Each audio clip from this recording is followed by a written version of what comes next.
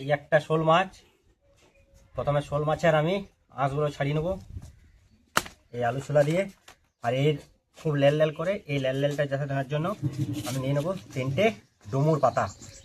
ঠিক আছে, তাহলে প্রথমে আমি আঁশগুলো ছাড়িয়ে নেবো টুকটুক করে, লাফাবে যদিও খুব।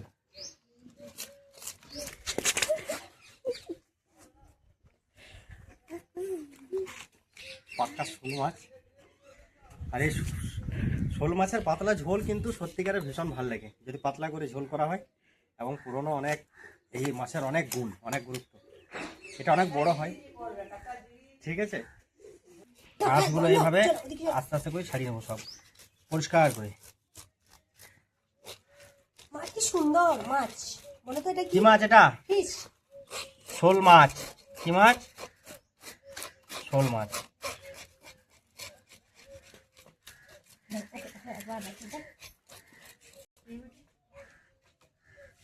একদম জ্যান্ত। ভালো আছে পুরো সম্পূর্ণ ছাড়ানো হয়ে গেছে। এবারে এই যে পরিষ্কার ছাড়িয়ে নিয়েছে মাছগুলো পরিষ্কার করে, একদম পরিষ্কার হয়ে গেছে। এবার এর কাজ হলো ডুমুর পাতা দিয়ে এইভাবে ধরে এটাকে ঘষে দেবো, কারণ ডুমুর পাতা খসখসে হয়। আর এই একটা নেবো, দুটো পাতা দিয়ে এরকম ঘষে পরিষ্কার করে নেবো। তাহলে এর লেললেটাই চলে যাবে।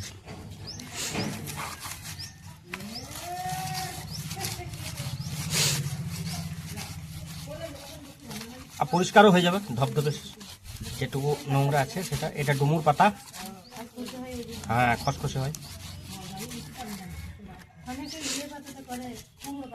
হ্যাঁ কুমড়ো পাতাতেও হয়, এটা কুমড়ো পাতাতেও করা যায়, কিন্তু ডুমুর পাতা বেশি খসখসে বলে ডুমুর পাতাটাতে সুবিধা। এই যে এখানটা খুব খসখসে, এই উল্টো দিকটাতে নেব।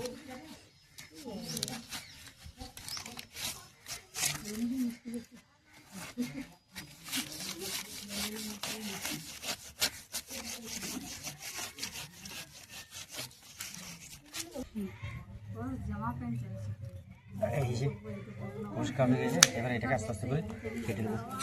আর একদিন আমার ইয়ে করতে হবে, ছাড়াতে তো আছে। আজ ছাড়ানোর পরেও এখনো জ্যান্ত, ভালো সাইজ।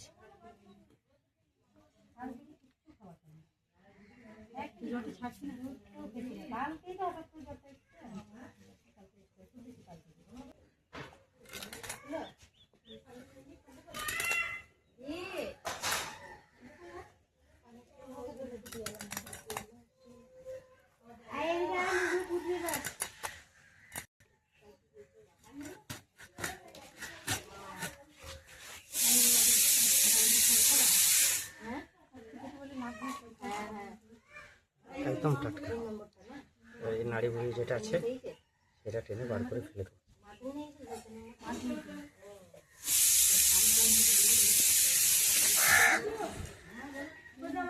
বাস সুন্দর করে পিস করে নেবো।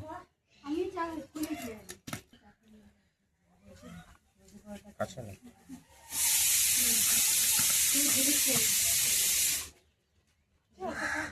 খাবো না,